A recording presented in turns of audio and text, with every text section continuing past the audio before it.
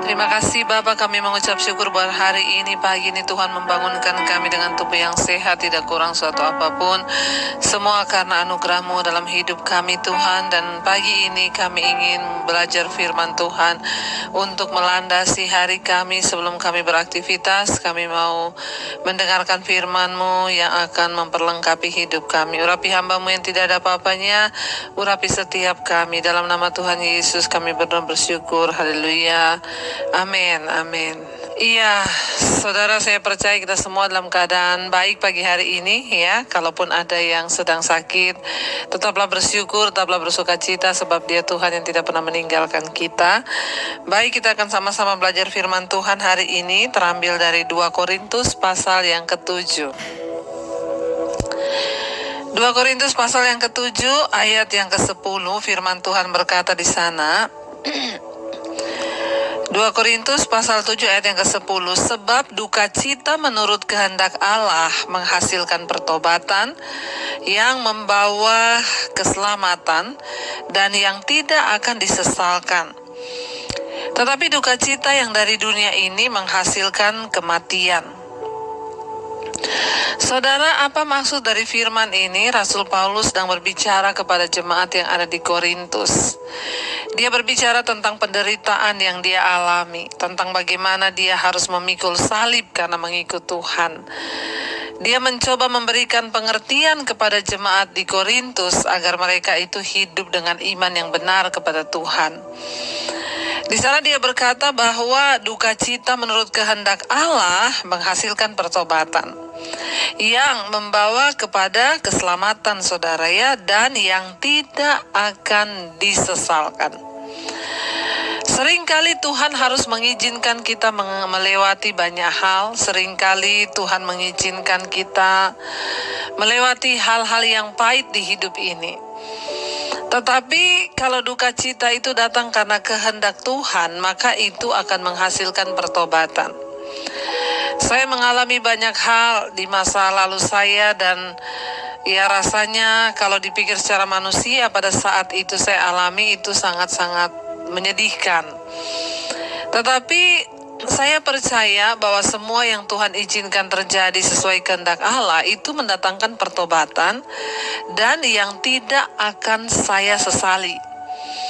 Itu yang paling utama, saudara. Jangan sampai di dalam hidup ini kita mengalami banyak masalah persoalan. Dan persoalan-persoalan yang terjadi itu karena kebodohan kita, karena dosa, karena dunia ini. Di sini dikatakan duka cita yang dari dunia ini menghasilkan kematian. Kalau kita menderita kemalangan, tekanan, persoalan, malapetaka itu karena kebodohan kita atau karena kita mengikuti dunia ini, maka itu adalah duka cita yang dari dunia, ya, dan itu pasti akan disesali. Tetapi kalau kita mengalami ya sesuatu yang itu karena kehendak Allah, maka kita pasti akan mengucap syukur dan tidak akan menyesalinya karena itu akan membawa pada keselamatan. Karena itu banyak orang-orang ya kesaksian mereka dipanggil Tuhan melewati air mata dulu, melewati persoalan, melewati tantangan, lalu akhirnya mereka bisa bertobat. Mari kita terus berdoa, saudara, agar Tuhan memberikan kita kekuatan untuk menjalani setiap hari kita, menjalani setiap masalah kita dengan hati yang hanya tertuju kepada Kristus. Ya, karena ayat ini berkata, sebab duka cita yang dari dunia ini, ya, sebab duka cita menurut kehendak Allah, yaitu mendatangkan sesuatu yang baik bagi hidup kita. Ya, duka cita menurut kehendak Allah itu menghasilkan pertobatan yang membawa keselamatan dan yang tidak akan disesalkan. Tetapi duka cita yang dari dunia ini menghasilkan kematian. Karena itu jangan terlalu mengikuti dunia, jangan hidup di bawah pengaruh dunia. Ayat 11 berkata, sebab perhatikanlah betapa justru duka cita yang menurut kehendak Allah itu mengerjakan pada kamu kesungguhan yang besar. Bahkan pembelaan diri, ya, kejengkelan, ketakutan, kerinduan, kegiatan, penghukuman. Di dalam semuanya itu kamu telah membuktikan bahwa kamu tidak bersalah di dalam perkara itu. Saudara yang terkasih, ya, di dalam kita mengalami tekanan yang Tuhan izinkan terjadi, mungkin ada duka cita, ya. Di dalamnya itu ada kejengkelan, ya, ada rasanya saudara di sana mengerjakan dalam diri kita itu, ya, banyak hal. Ya, ketika kita mengalami proses dari Tuhan, seringkali kita jengkel, tapi dalam semua perkara itu kita terbukti lulus dan tidak bersalah. Ada seorang ibu yang WA ke saya, "Bu, saya tuh benci banget sama mertua saya.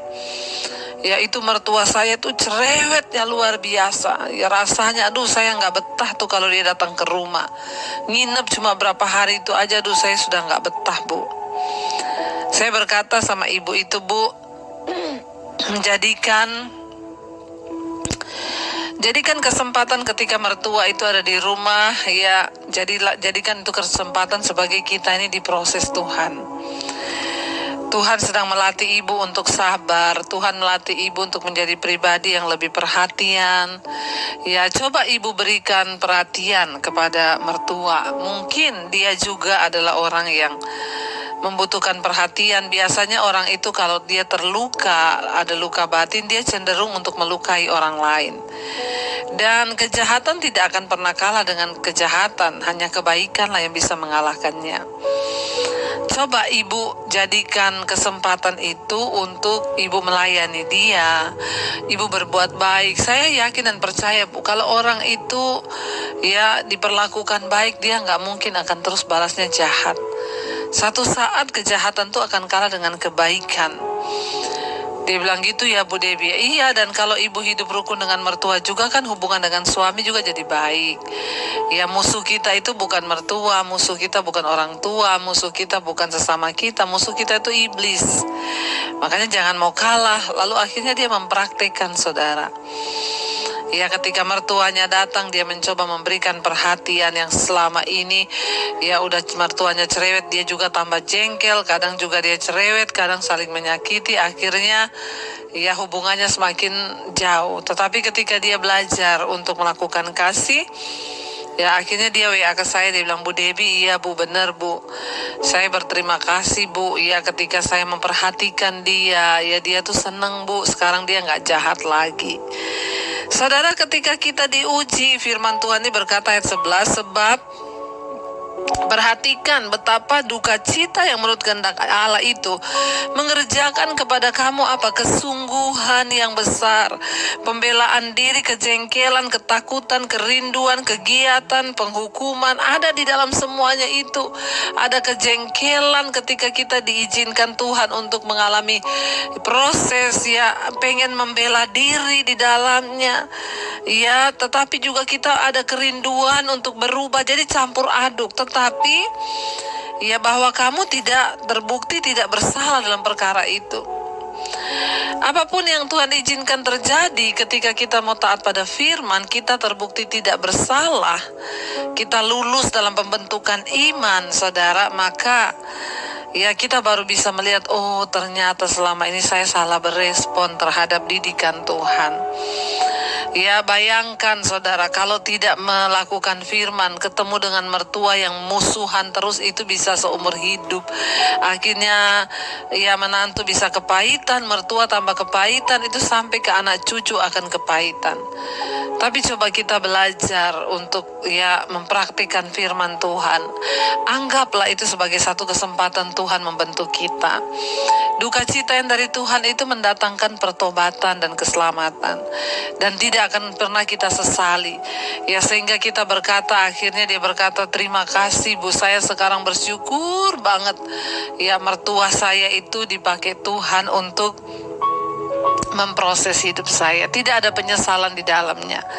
Yang ada adalah sukacita karena kita semakin dibentuk dan kita diselamatkan Tuhan."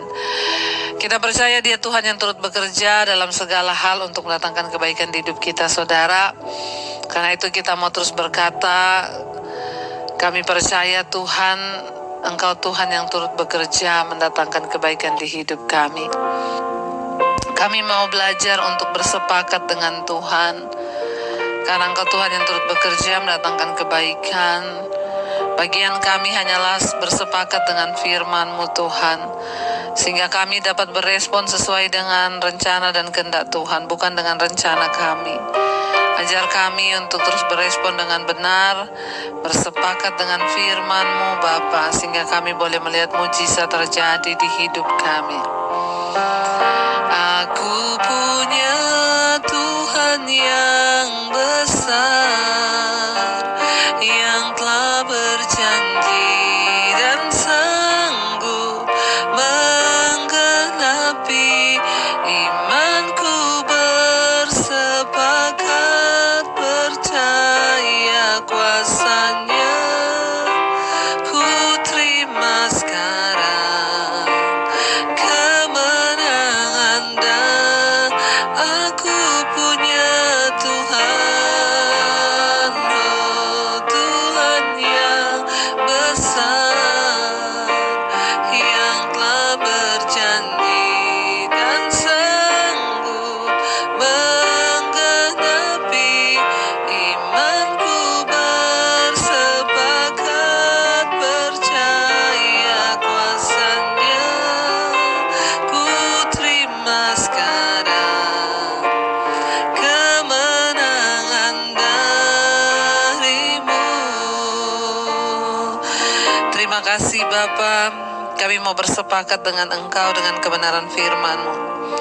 Kami percaya ketika kami bersepakat dengan Tuhan, kami akan melihat kebaikan demi kebaikan Tuhan dinyatakan. Sebab duka cita karena kehendak Allah itu mendatangkan pertobatan dan keselamatan, dan tidak akan pernah kami sesali.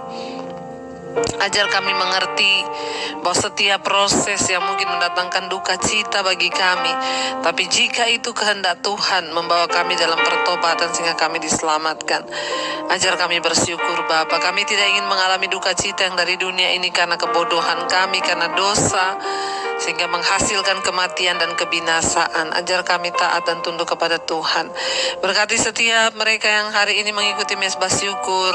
Tuhan jagai, lindungi, bahkan yang bekerja di dalam rumah, di luar kota.